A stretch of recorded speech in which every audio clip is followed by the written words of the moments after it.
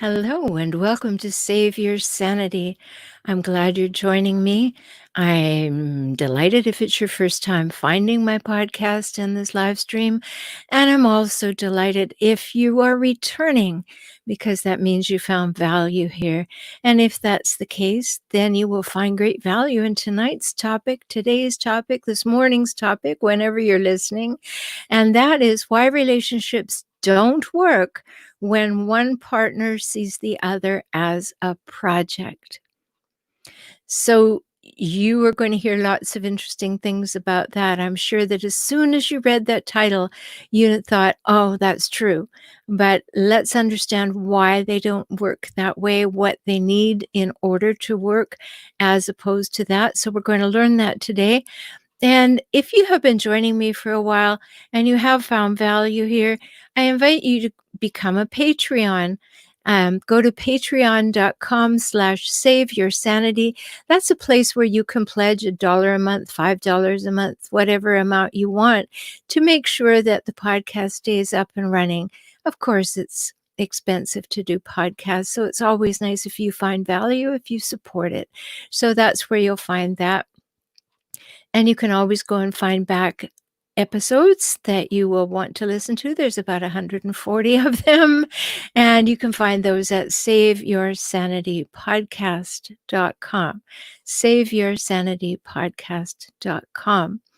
And if you want to talk to me personally or you want to learn more about my membership programs, go to forrelationshiphelp.com. FOR relationship HELP.com. And of course, that's the name of my YouTube channel too, For Relationship Help. So let's get to talking about this business of why relationships don't work when one partner sees the other as a project. Whew, so much. So let's think of a relationship and the constituents in a relationship. The constituents are two me's and one we. Okay, two me's and one we. And that has to be an equal three-legged stool. If that doesn't happen, there is just not going to be any solidity.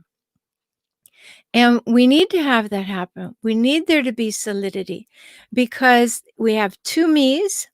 And that means two people with different backgrounds, different ideas of how a relationship works, maybe some similar values, some different values, maybe some different fears from one another, maybe some different joys and successes. We're different. So there are two me's that are coming into it to create one we. And if we don't think about the well-being and best interests of all three constituents, we're going to have a problem.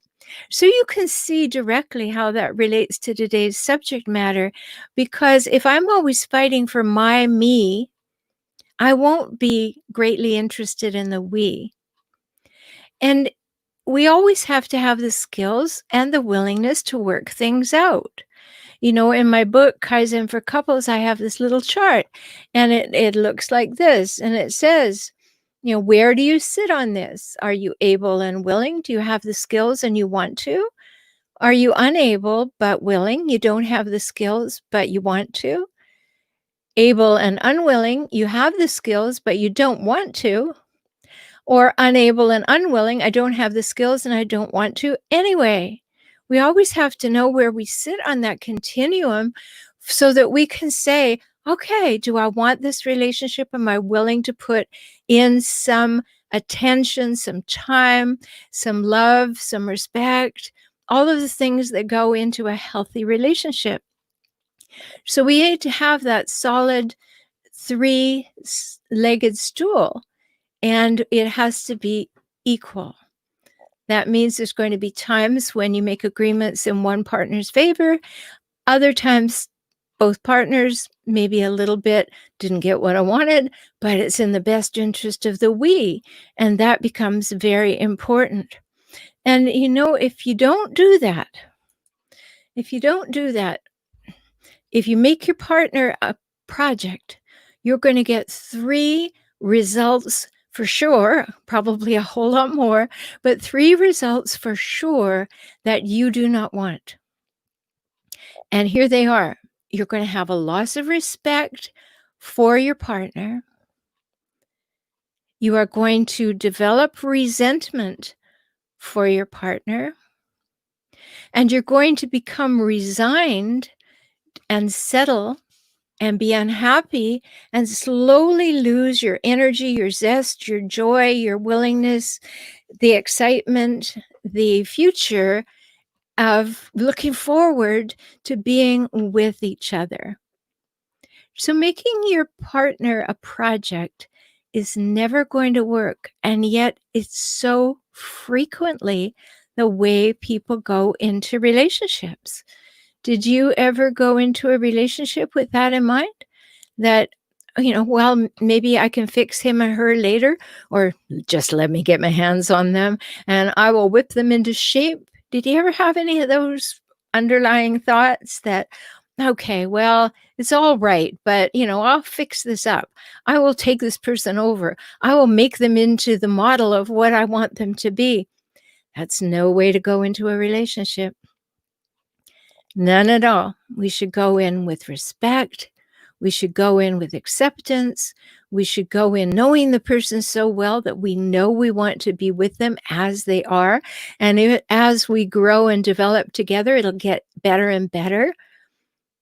But some people do go into relationships thinking, all right, well, I'll fix that. Or, something simplistic like, well, I'll throw out all the clothes and get different ones that I like better, And we do that with their characteristics too. We do that with their traits and patterns.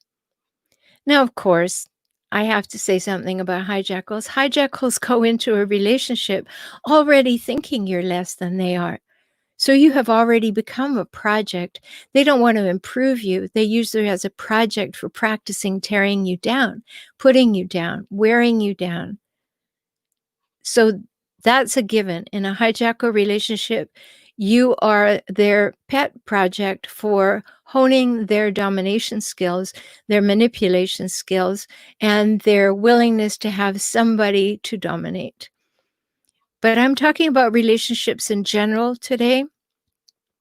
And it's important for you to recognize these things because so many times, I have clients all over the world, couples and individuals, and so many times they'll say, "Well, I knew going in, but I thought when we got married that, or when we lived together, or whatever configuration of relationship you're in, I thought when we got into that situation that slowly they would change." And maybe it was a very kind thought about them changing. Maybe you thought, if I just love them long enough, if I give them stability, if I teach them that I will never abandon them, if I'm constant and steady, yes, if you're dealing with a relatively healthy partner, all those things should improve.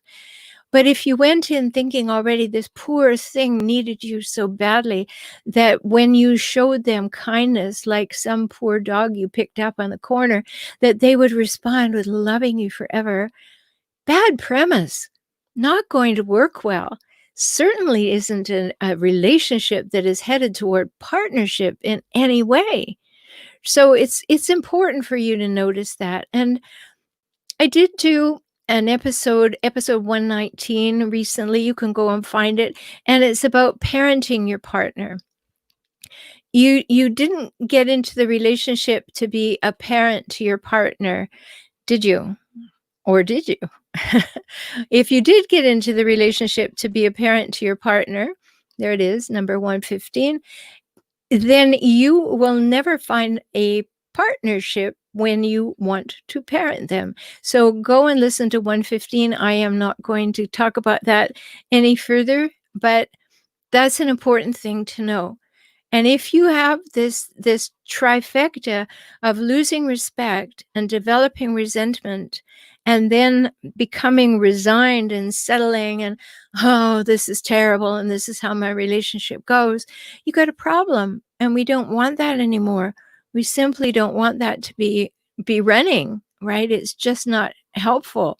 So let's get rid of that.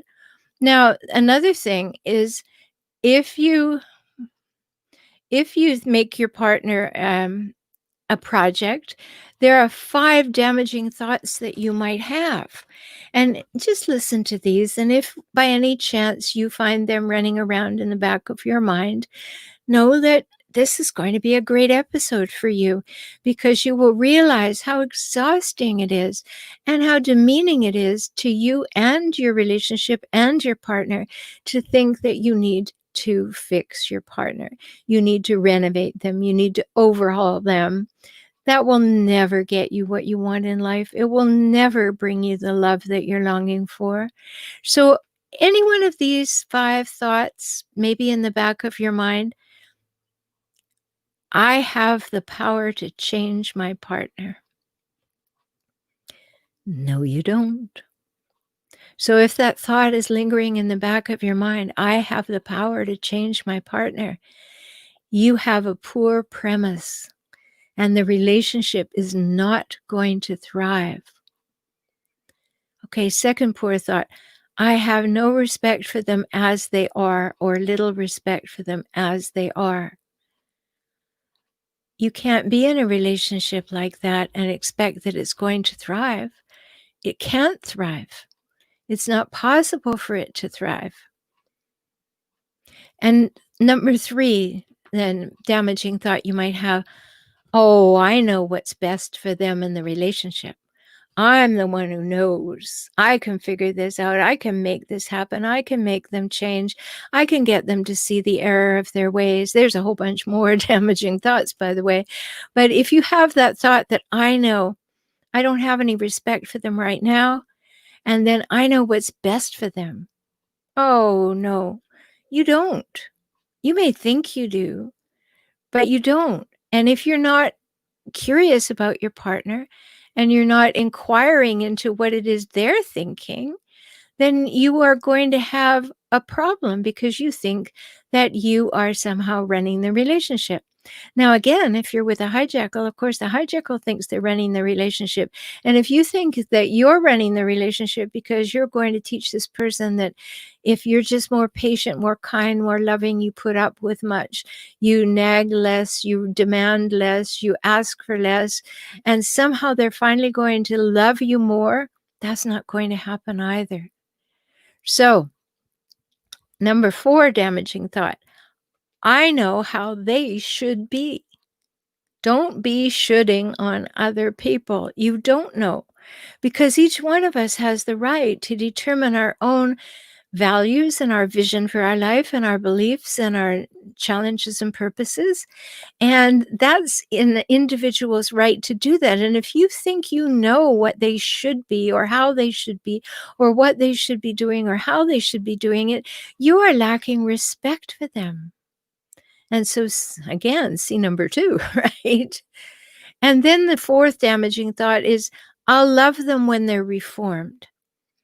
When I finally reformed them, overhauled them, renovated them, and they are more to my liking, then I will find them lovable. But until then, maybe I'll even withhold my love because they have to measure up. Any of that sounding at all familiar? Be really honest with yourself, because you're sitting there by yourself. It's all in your mind. So, do you really think your partner might be your idea of a project? And then if the answer is yes, then you can't wonder why you're not feeling great and loved and respected and having some mutuality and reciprocity and equality. Remember episode 115, the 3 must-haves for a healthy adult relationship. They won't be there if you think you know better, are better, and can whip your partner into shape. Not going to happen. So 5 big damaging thoughts that can really make a mess of things.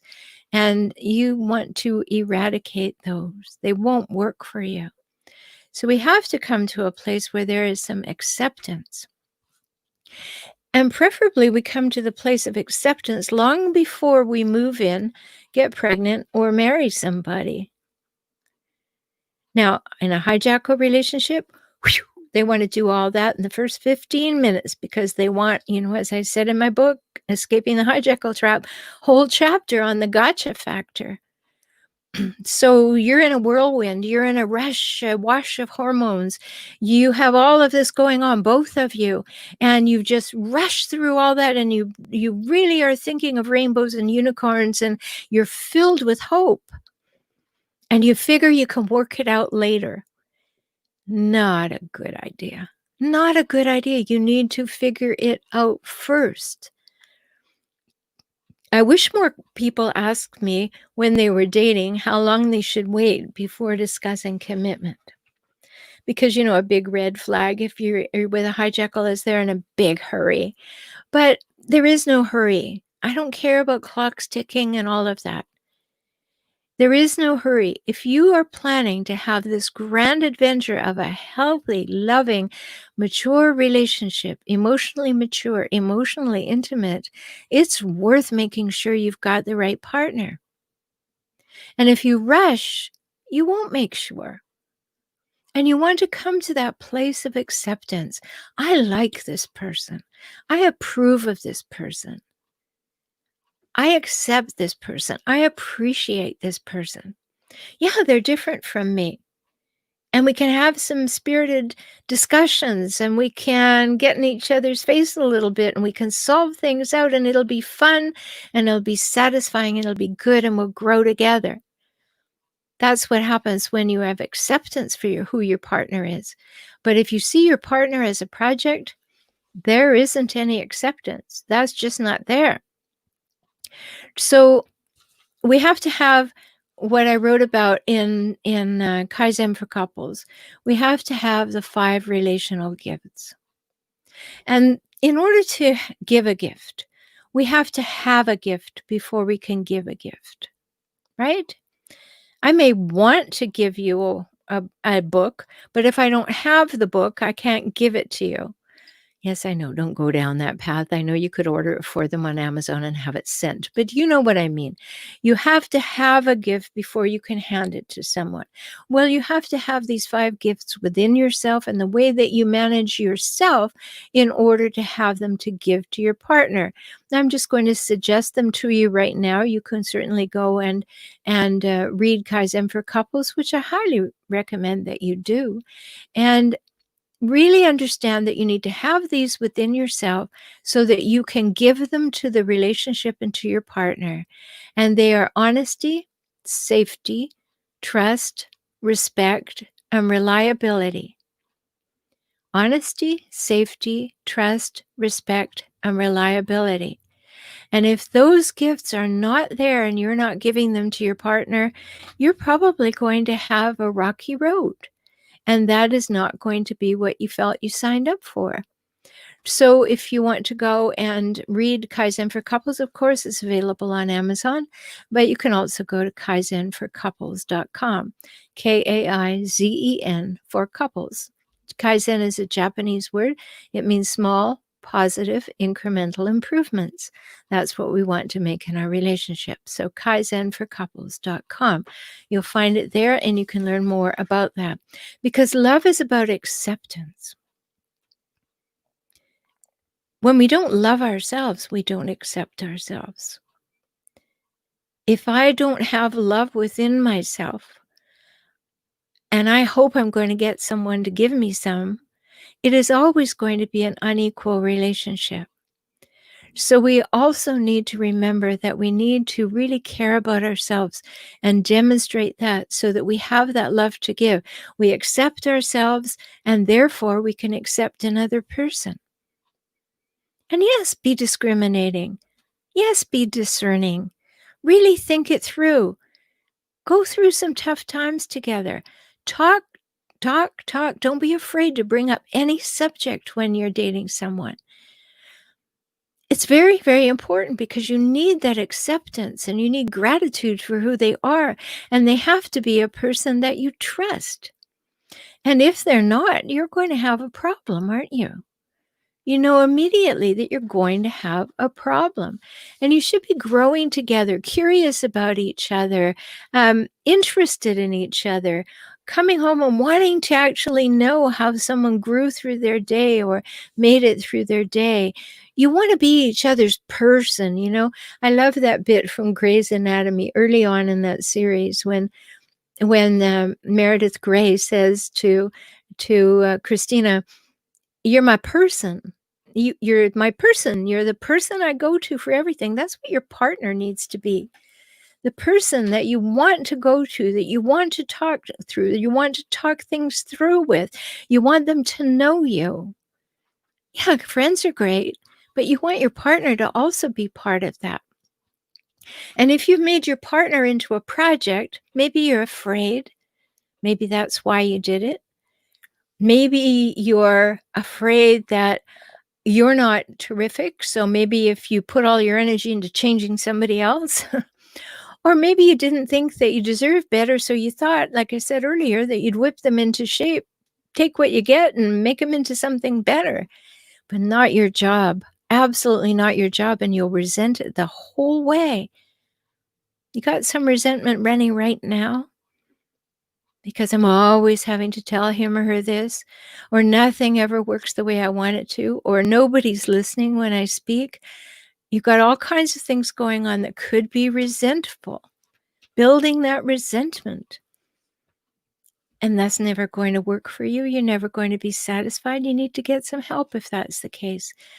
And, you know, if you want to work with me, just go to beaclient.com and take advantage of my 1-hour full consultation for new clients. Beaclient.com. So, are you kind of wondering if you have had some moments of making your partner into a project?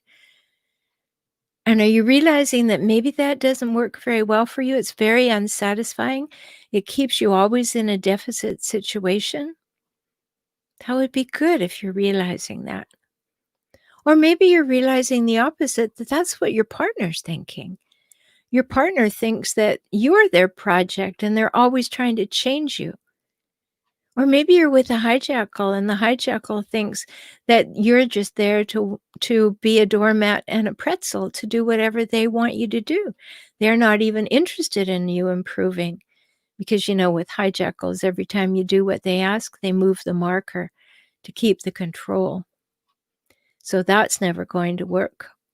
And that's why there are so many examples that I'm offering you today that if you make your partner into a project, you're not going to have a partner. And that's a big loss because having a partner, having a real partnership is so important. And go back and listen to episode 119 because it doesn't do to be parenting the person you want to be your partner either, because then you don't feel equitable and that won't work for you either. So in this broadcast, I want to add for you 5 really important things to think about, how to remove that sense of making your partner into a project, or if you find yourself being the project of somebody else, that you want to think about these 6 things. So the first one is emotional maturity. We want to be with someone who has emotional maturity. And when there is emotional maturity, that means that we recognize one another's rights, we respect them for who they are, and we take responsibility for our own actions. Those are hallmarks of having some emotional maturity. You know, I accord to the other person respect. And you can see if you've made them into a project in your mind, you haven't done that. So that's not going to work. So you need to be able to be with someone you respect. And then the recognition that that other person has rights. And one of them is to not be changed by you if that's not what they want in their life plan. And then you also need to show emotional maturity by taking responsibility for who you are and how you are. And that makes a great conversation with your partner. Like, wow, you know, there's some things that I'm working on within myself. And let me say this, if you're in a relationship with someone where you are not safe to be vulnerable, to say something raw, to speak about yourself as a work in progress. And then that person just takes that information and hits you over the head with it, turns it into a weapon later. You are not safe anyway. So watch for that. Hijackals love to do that. So number one, be emotionally mature. Respect the other person, demonstrate respect for yourself and the other person, demonstrate respect for the rights of yourself and the other person, and take responsibility for your part in the relationship. Number two is have emotional intelligence. Now, that's different than being emotionally mature. Emotional intelligence was defined by Daniel Goleman a long time ago, and it has 5 elements that he talks about, and generally that's what you want to have a look at. To be in an emotionally intelligent person and in an emotionally intelligent relationship, you need to be self-aware, really willing to look at yourself and your part in everything. You need to be self-regulated, that you will make changes. You will see a need to maybe change something, a little piece of language, what you do, and you will be self-regulated about that. That makes you emotionally intelligent. You will be motivated to change. You want to, like, I want to live the best life possible. Therefore, I'm motivated to change. I'm motivated to get where I'm going and be the person I want to be. And I'm going to be empathetic. Empathetic is definitely part of emotional intelligence. No one can be emotionally intelligent without empathy. And empathy is the ability to imagine what another person is feeling, to kind of step into and imagine what they may be going through so that you can have empathy for them. Oh, I know how that feels, or I can imagine how that feels. And if you're with somebody who doesn't have that, they don't have emotional intelligence. And the last part of emotional intelligence is to have some solid skills. In Kaizen for Couples, I talk about the second most important thing I can teach anyone, in my opinion, and that's how to deliver and respond to the formula that I created, the personal weather report. If you want a really crackerjack way of improving and feeling more confident about the way you communicate in life, you want to learn about the personal weather report. On my YouTube channel for relationship help, there is actually a video that I made on the personal weather report. So you can hop on over there and have a look. So emotional intelligence is really important, and that's something that you can grow into. You can do something very purposeful to increase your emotional intelligence, but it takes that willingness and it takes the ability. Going back to that chart from the beginning of this broadcast, you need to be both able and willing in order to have a successful relationship. Okay, number 3, what else can you do? You can then, when you have emotional maturity and emotional intelligence, and something goes sideways, or you just have a request, or you would like to propose something to your partner, then you know that you're safe to debrief any situation without blame. To debrief the situation without blame, to use the personal weather report, to each speak about what's so for the individual, and then to work things out. To be able to talk without blame so that you can find the best solution for the we. Are you safe to talk things out, or do you get into blame conversations? Do you get into conversations where you're kind of arguing about whose truth is a little more true? Well, that doesn't get you very far, does it? Do you want to be in a place where you can safely devise the best solution for the we? And that takes some doing. You might need some help. I'm always here to help you. Beaclient.com. What else can we do? Well, we can make then from our solution, we can make some agreements and commitments. And we can maybe put some time on them, or we can promise each other to do it and know how it's going to unfold. And we need to also finish the process by making an agreement that we will come back and talk about this, check in with each other. How are we doing? Maybe it gets a little tough. Maybe I need to talk with my partner about it and walk through it together. Holding hands is much better than facing off against each other. Walk through it together, creating solution after solution, and then come back and revisit it and celebrate. It's really important. That's a piece that many people don't do. Wow, we really did make that change. We really did stick to our agreement. Hey, we could sit down and devise a solution. We're doing really well. And it's so important to be able to celebrate those things because it demonstrates the growth in the relationship. And you want to be in that situation because you want to be an equal partner. You don't want to be somebody's project or feel like your partner is your project. It just doesn't work well. And you know what's true? You will never have a partnership if you see your partner as a project. You will just never have partnership. You will have some relationship that bears some pseudo resemblance to a couple, but it will never be a partnership. It will never be two people with equality, reciprocity, and mutuality. But with willingness, all those things can be learned. So remember, you will never have a partnership as long as you see or are seen as a project. That's the message for today. And I want to remind you that Save Your Sanity podcast is available for you at all times. Go and listen. If you've enjoyed this one, go and listen to some more.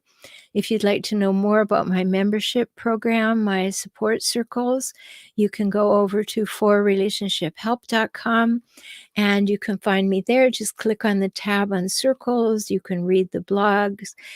You can read articles. You can watch videos. There's so much there for you. So I hope today has been helpful for you, that you have heard some things that you can immediately use that will help you gain some insights into what's happening in the relationship. Where is that hurt? Where is that unhappiness? Where is that lack of respect? Maybe you or your partner or the person you wish were your partner are really seeing each other as a project, or one is seeing the other as a project. It will never work.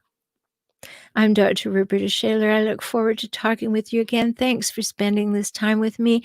And until we do it again, treat yourself really well because you're precious and you matter so much. Take good care.